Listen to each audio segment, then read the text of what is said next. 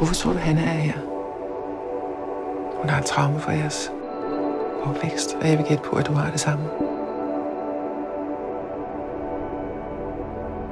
Du skal ikke være her.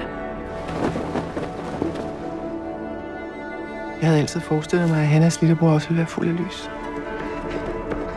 Du skulle have fortalt mig, hvem du er. Luk øjnene. Vi er her alle sammen. Vi er her alle sammen. Det der teater, det kan jeg ikke. Nogle gange så skal man træde ind i noget, man ikke kender. Stop. Der skabte du en kædereaktion.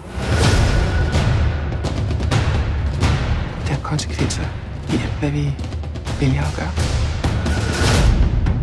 Man kan ikke stole på hukommelsen. Jeg er hos dig. Du er hos mig. Hvad husker du? Du må ikke dømme andre. Du skal gøre det bedste for andre. Du skal tilgive andre for deres synder. Du skal tilgive dig selv for dine synder.